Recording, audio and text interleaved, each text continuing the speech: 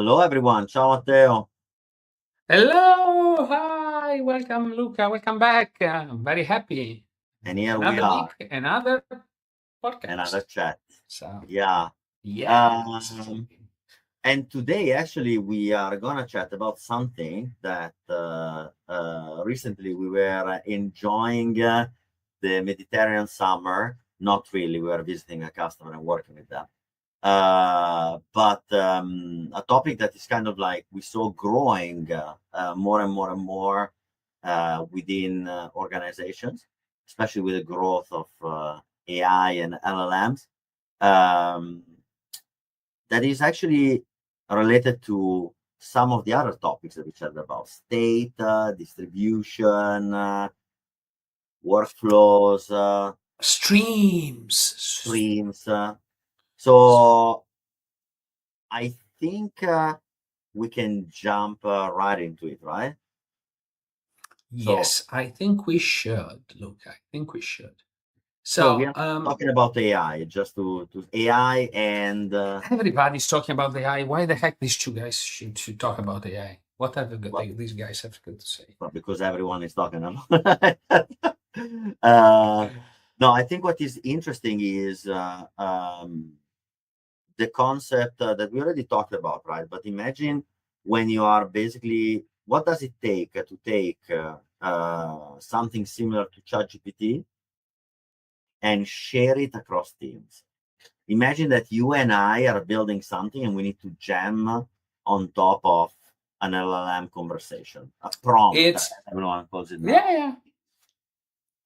Well, this is first of all, this is super hard. Like usually, it seems super hard to implement. Okay, or a lot of teams stumbled pretty easily on these kind of problems. Okay, the main reason is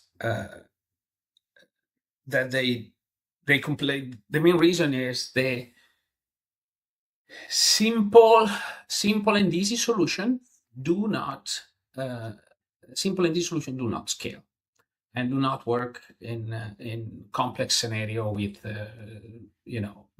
disconnections, mobile devices, bad internet, corporate network, corporate DNS, you name it, the real world. Okay, and in the real world, just having a 0.1% of error rate or bad experience is usually not acceptable, and you will have angry users at your desk. So what do? Okay, how do you manage this case, and how do you implement it to begin with? Okay, Yeah. and which is, I think, quite it's a quite fascinating discussion and implementation, to be honest, on this topic. Okay, so let's. I don't know. Do you want me to just jump in, look immediately, or? Yeah, maybe let's give a little bit of a scenario that is Okay, go for it. also You gonna set lead up the scenario. You at set the up the end scenario.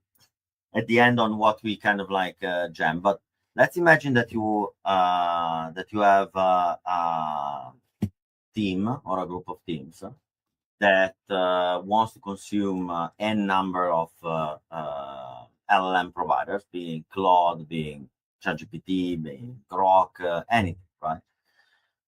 And traditionally you have your account, you type your prompt, but you can only share one result at a time. Every prompt and its result can only be shared individually.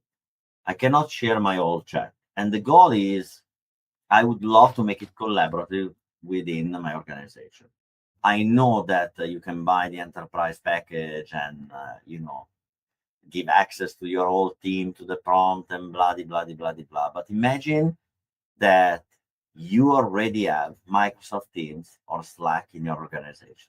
How can you make it that prompt conversation, that AI support, it's provided within your Slack channel? So that's kind of like the scenario. And if you think, it's a very common one, because many organizations have Slack, as Team, right? They have a way to communicate internally.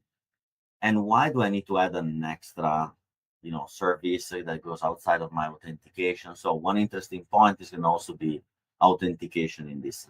So how do I authenticate my user within my tool and then proxy this to my AI provider? And like you said, this requires to build a stateful component that can basically act as a proxy, if you may, between what the user wants and the LLM provider, kind of like high level. When I said ChatGPT and so on, I mean also Llama and all the other offline that you can think of. Clearly, we are not covering all the LLM in the universe, mentioning them, but everyone can find them. So let's start saying, let's start from your point on where the challenge really is, where things are breaking when you need to share something within teams, within a group of people.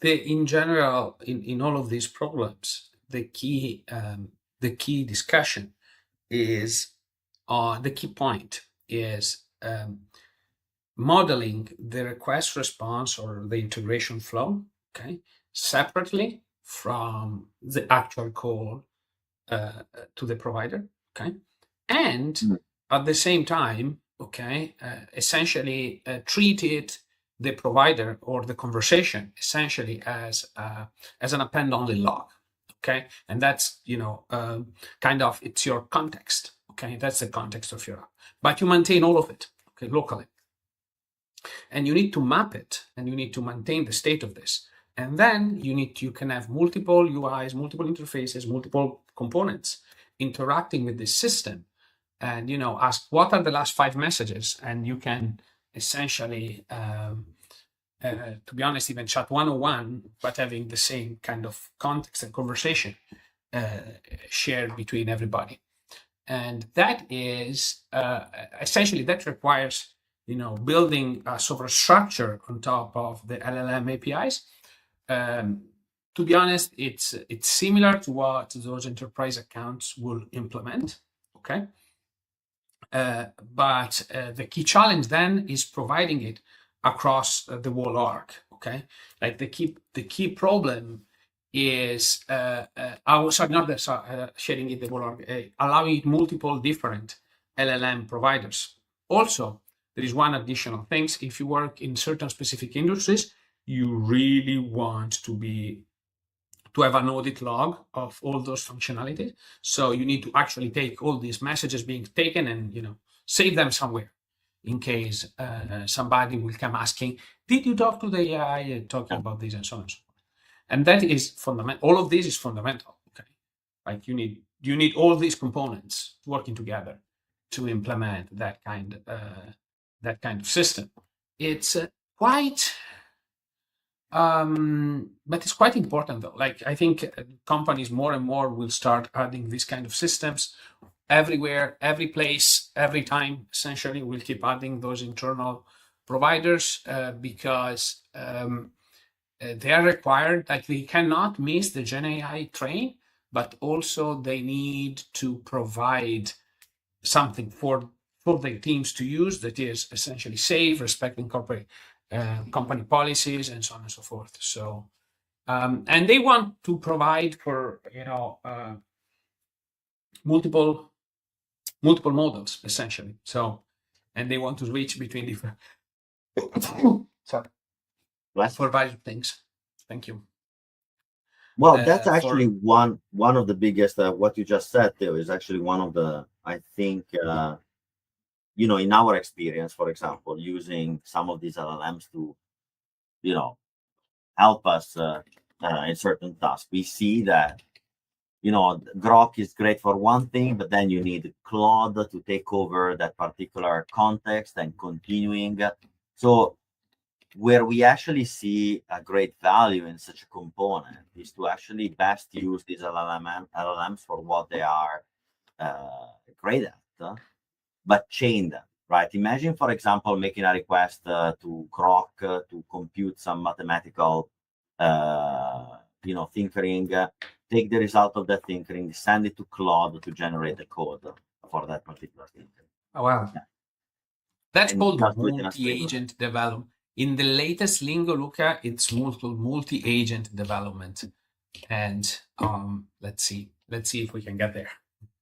The only problem with multi-agent is that the agent needs to be deployed somewhere and needs to be aware of these things. So now you will see this growth, and that's kind of like why I call it the AI bubble.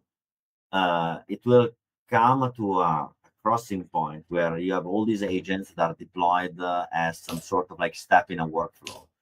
So we are reinventing workflows, calling them in a different way. Deployed there, and then you will have the huge challenge of running those workflows, of managing those workflows. So people are going to dismantle them, and only few companies will keep it because the cost of maintenance is way too high.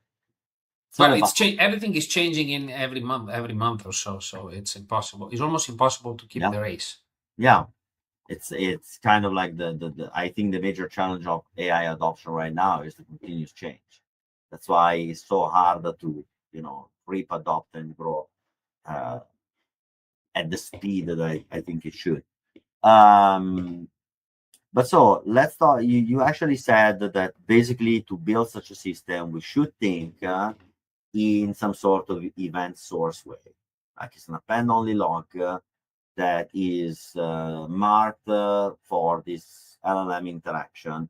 And so you imagine this proxy to kind of like do multiple conversations and then being able to abstract the context, so the full complete chat context from this append-only log.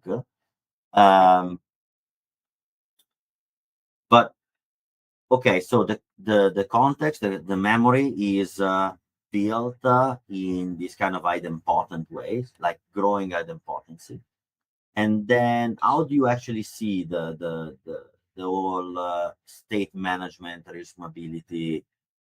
The fundamental point is at any given time, a user participates. Like you want, okay, so let's say you want to share it with Slack, but you might also want to access some of it via API, via web, via wherever. So whenever a user wants to see what's being said before in that conversation, okay, they need to be able to say, okay, I want the last 5 messages, the last 10 messages, the history from the start. And the system needs to be able to get that information back. And that is the key decision of how do you track this information, how do you measure, how do you maintain it, how do you do all those things in the system. So you ideally see 2 systems. One that is the pure and simple proxy to the LLM that maintains state and maintains kind of the request response flow. And then you have a consumer. No. They are completely detached. They are completely detached. Sure. Yeah. Yes. But then you have a consumer to this proxy that maintains the request response state from the main client, like from Slack. Yes. And so it basically handles all the cursor on the different memory states, and those, for example, the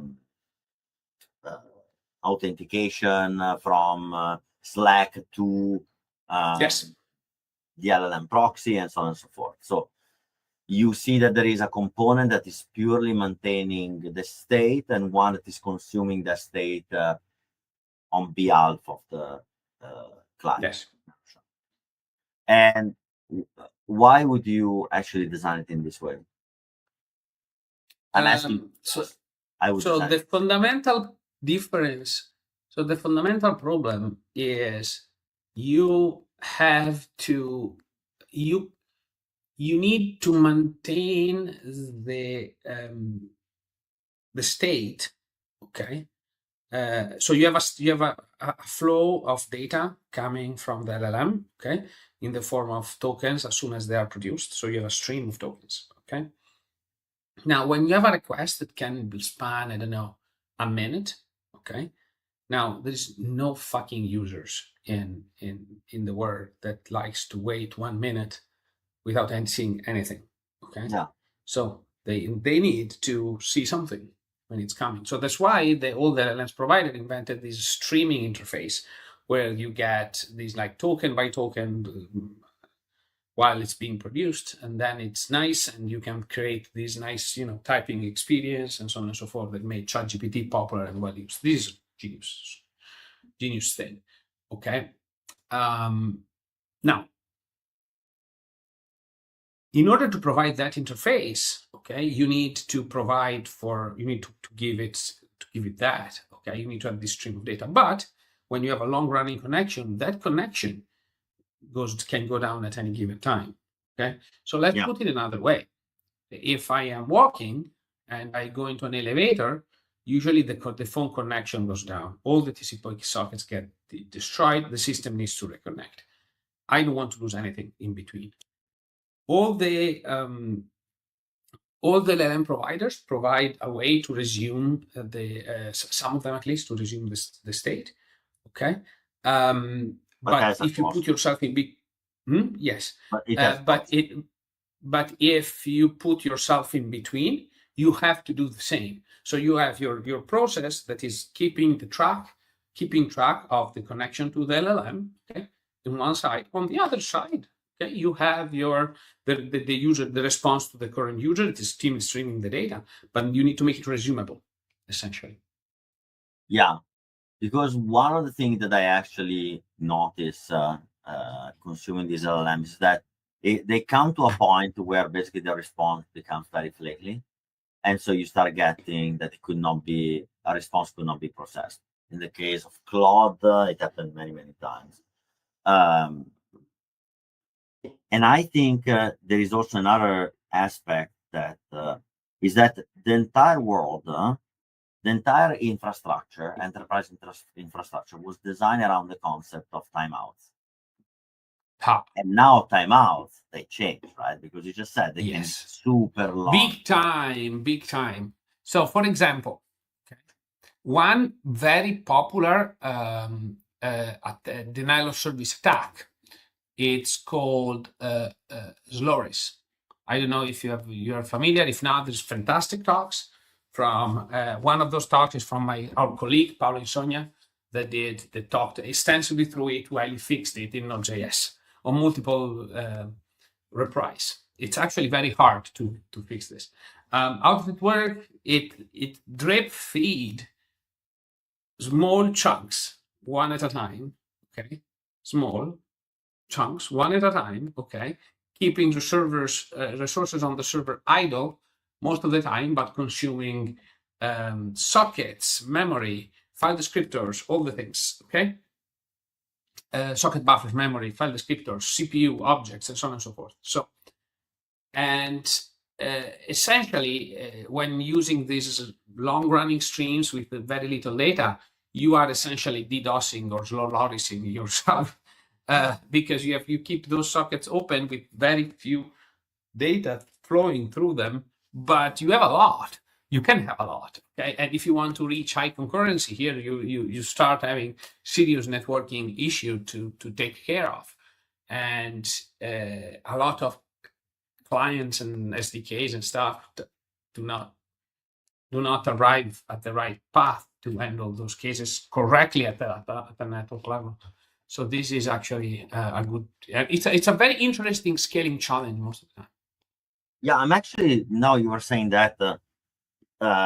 In these days there is DEF CON in Vegas. I would actually be very curious to attend it this year because of the I think the very strong presence of any sort of attack to LLMs and AI related things. Yeah, absolutely. It would be interesting to check the videos after the conference, but I'm expecting that what you just said is going to be just like the beginning of a new wave of security. Oh, I can look. I think there is so many different ways in which all of this can be exploited that it's unbelievable. Yeah, and like if you can just toy with it, it's just super easy to. Well, recently it was discovered that the LLM leaked all conversations because they were when you share them, they become public. They were becoming public. and so Google could index them. Yeah. So the rumor is that there are so many LLMs conversations stored in the dark web that yeah, but you see, this is so, because people didn't know. Okay. So because I think one of the biggest problem of those systems right now is the lack of transparency. Nothing is transparent, right? There is that crazy gold rush for being the first on the market that people, I think, forgot to design systems that they would be also scalable across the amateur usage, right? That's the yes. everything. Oh yeah, most of it is just amateur doing things, and then it becomes, this becomes super massively popular, and yeah, I don't know. I expressed my own opinion on certain very trendy AI systems, and so let me explain this. Okay, I think there is, you see all those new vibe coding platforms, okay, that are popping up. Like there's no moat, most of it in them. Okay,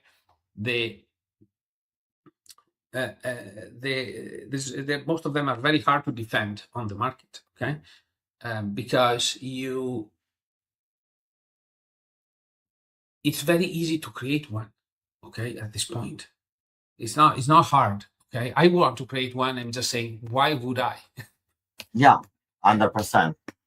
Like it's very easy. Okay, also you're not really the one massively profiting from them, but the reason is, like, I suspect those platforms will condense their markup pricing compared to pure LLM usage. Like the tendency is asymptotically going to be one-to-one to the cost of token generation. So, and we are down to owning compute and owning CPU power. Who's making money here? Probably the one with NVIDIA. Yeah. And NVIDIA, Amazon, and all the hardware providers, cloud infrastructure providers that gives access to the 100%. to the hardware. So I'm literally, and companies are going to want to use those tools, typically in some open source fashions, internally in their orgs to build these kind of systems. And why they need them inside the system? Well, because most organizations want the software running on their premise. Most of them anyway. Okay, at least over a certain size. They don't really want to use a SaaS for whatever reason. Or maybe if they use a SaaS, they say, oh, but this is too expensive. And then now they say, oh, but I can just implement only what I was chatting recently for another topic with a company. And basically they were moving off this very, very popular SaaS that was an industry standard, okay, and moving towards pure open source component plus buying some support and managing them internally because of the predictable cost. Okay, like the problem is predictable cost. Okay. Well, but did you hear? Now we are deviating a little bit, but I think it's an interesting thing to share, because I think what you just touched is an interesting topic that we should discuss later. So, opinion, that is the cost of maintaining and updating open source, right? So that I think it's a very important thing to discuss, because I don't know if you heard the chaos that Qualcomm kind of like created with VMware. Qualcomm, Broadcom with VMware. The whole license cost raise, and people that are like finding new venues instead of using VMware. And I think what you just said is super valuable for especially large scale enterprise, where for them the cost needs to be budgeted, needs to be predictable, needs to be also needs to have a meaning within their financial plan. But back for this last part of our chat, to how so we spoke about how we improve the architecture, right? High level.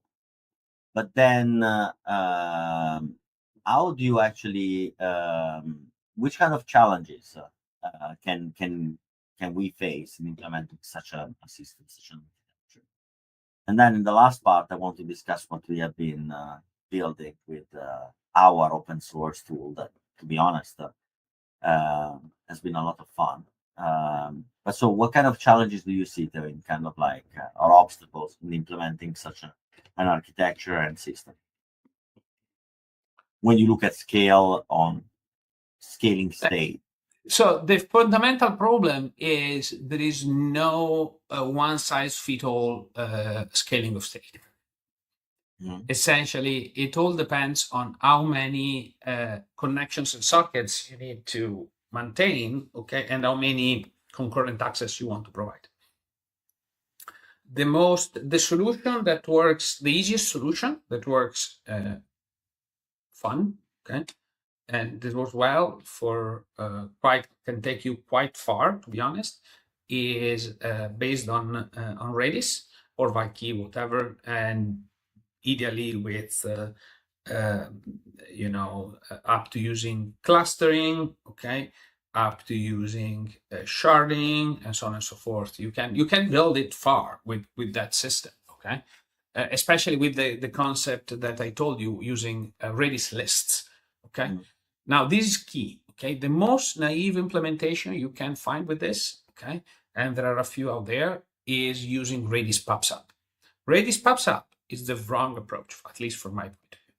Okay, why it's not correct? Because Redis PubSub requires somebody does not contain the storage of the past. Okay, and you are assuming that there's always somebody online to receive that message. Okay, but especially when dealing with disconnections, you need to maintain the state and maintain the history of things for the past.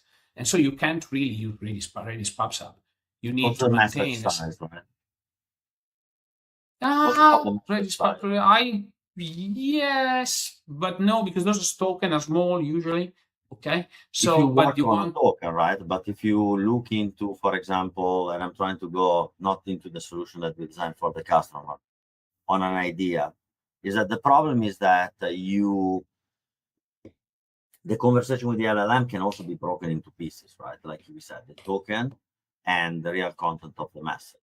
So yes, but actually design? Yes, but they are usually they are small for Redis. Okay, they're not big. Okay, when it becomes big is the size of the full conversation. Okay, correct, and it's the size of the full conversation. But anyway, you can put all the response. No, the context, the full context. So it's a history, complete history of the conversation. That's where. But also the prompt response could be extremely big. Yes. Right. So imagine that I asked to prompt a video, right? Like with the new Grok, you can ask to create videos. This one that could be at least a few megabytes, right? Yeah. So, but in this two-stage approach, so you'd use Redis to kind of like with Redis list to associate a conversation with the different tokens that are generated, and then you'd probably store the reference token, and there you have the reference token response, and the token response you save it then in the file system, basically. I would not save it in the file system, but yes. Where would you save it? Well, you mean the client saves it in the file system? The client save it in the file system, yes. Like this proxy, even this proxy could do it because you want to have the cursor on your response. Yeah. Yeah. So when you get the response from the LLM, you store the reference token response in Redis in a list, and then in the file system you will have token ID as a file name of that response, most likely, right? Yeah. That that tokens are unique per conversation. You have the historical, so you can potentially traverse it. And so if you look at what we build with AI work, because AI work was born with this idea to be a proxy for different LLMs, Yeah. system, what kind of challenges did we face in kind of like building both the proxy and our own implementation for The fundamentally so okay, let me say the biggest challenge, okay, is to was to actually not look at any examples. Mhm. Like mostly, okay. Like the fundamental point is you need to treat, in order to do this well, you need to treat it like I'm doing HTTP request. I'm just calling an HTTP endpoint. It has nothing Yeah. specific to AI. Okay, I'm just dealing with HTTP endpoint and the state machine. The moment you start opening up AI, you see a lot of code that you shouldn't really be looking at. Okay, Yeah, I and agree. it's pretty wild up there with examples. Okay, and a lot of examples really don't work in production, really, like, or they are massively expensive. Okay, like for example, there is this massive data transformation pipeline using web streams running on the server, super computationally expensive, that allocates maybe 10 20 promises for each chunk, which makes, okay, and you need to essentially, we had to rethink the full thing from just calling the LLMs using Undici, the Undici client Yeah. for Node, to be able to be super low level and performant at the same time. So that was I think that was especially because you need to do these things. Okay, so it's very hard. Yeah, and just for the audience, because today is a little bit of a shorter chat, but we wanted to touch base on that. And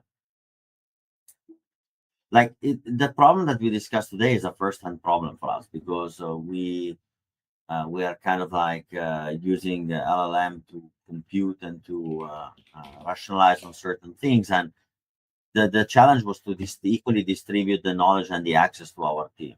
So we had this kind of idea of putting exactly what we just said inside of a Slack bot and share it inside of Slack, so that everyone could write and get the response without losing the initial context. And I mean, basically, we discussed how we build it. It's going to be open source soon, so for everyone interested, clearly, you can just go on our GitHub, and then as soon as available, get it. But there was a closing remark. I would like to get your 2 cents and a little bit magic weather forecast prediction on where you see evolving the world of LLMs in a distributed system, like in a distributed environment. Like, what do you think is going to be the next natural step for such an interaction? Like you spoke about the multi-agent, but what's your 2 cents on the future of the intersection between technology node and where we're gonna go? What would be the architecture? What would be the system that will fulfill this requirement? It can also be that the time is just multi-agent, especially in enterprise. If you think that is probably the environment that will have most of these requirements, with security, access control, auditability, and these kind of things as non-functional requirements. It's a tough one. It's a tough one. Okay, so the first one, as I said, is I think there will be a convergence between the, I think we'll see the rise of, I think this pattern is coming up, is going to come up in essentially every single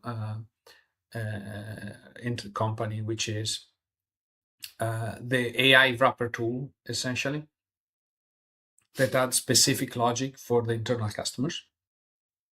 this will, I think, happening everywhere, to be honest, everywhere. Okay.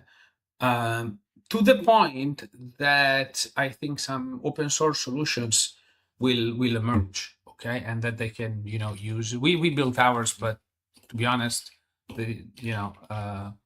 it's everything will come out all the single time. Yeah. So essentially,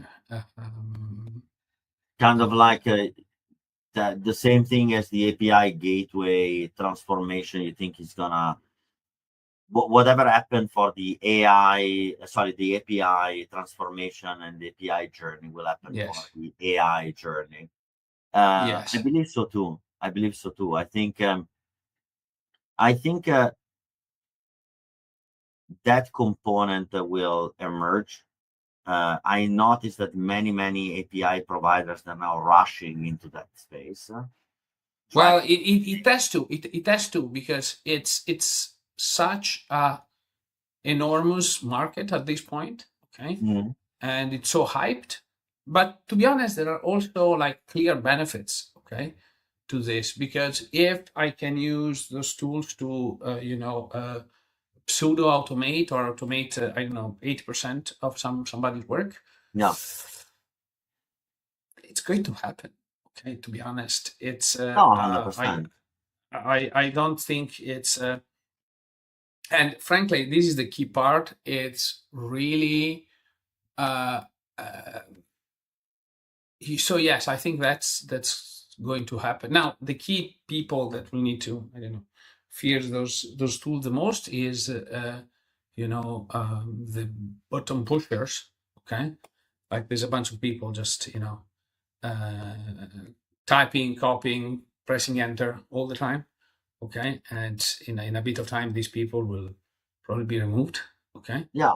That's where But AI has the highest space. as a clear advantage. Okay, like I to be honest, I don't. AI doesn't know what to do. Okay, you need essentially like all those systems, all the things that people will build. Taking a step back, okay, all the people, what company wants, okay, company wants deterministic systems, okay, and the human in the loop, okay. Now LLMs are not deterministic in their output, okay, and but you can put the human in the loop, okay, to check the work, okay, and direct the work. So we'll probably move. I think it's still necessary the human in the loop, right? If you hear the doom prediction of a lot of those people, I don't think we'll. They also told me that the year 2000 marked the end of the world, but I think we're in 2025. Quarter of a century later, and we're still here. Yeah, I don't think so. To be honest, I don't think so. So I think we'll reach asymptotically. I was thinking about this recently, and I think we are not like I think we have reached the fastest growth that we can get on the current generation of tools, and so like they will get better every single release and things. Okay, but the curve is flattening, right? The curve is like we are plateauing, I think, in with the current system. Now, to be honest, there is I hope there is something that some of those research labs will take out of the rabbit hat, take the rabbit out of the hat, and get us some more progress, because I think more progress is better. But I'm very skeptical on, like, there is a major difference between a human being and these kind of AI systems. The AI system don't learn from their mistakes. This is the level that they are stupid beyond anything. Okay, they don't learn from their mistakes. Okay, the moment they lose the mistake, they learn up until they can maintain the context. Okay? Yeah, the problem is the memory. Is the memory. Okay, is the memory. So the most there was this movie with I think what you It's just said okay. is- I got the movie. It's got the Go, movie with go. Adam Sandler and Drew Barrymore. Is 50 First Dates. Oh, the one where every single time, every day was a new day. But yes, exactly that. That's the AI models right now. That's exactly my thinking of AI models right now. I can tell you that as a closing, that in 2003, when I graduated from high school, my research was on AI and the concept of ratio and nous along history, right? So the concept of mind and intelligence.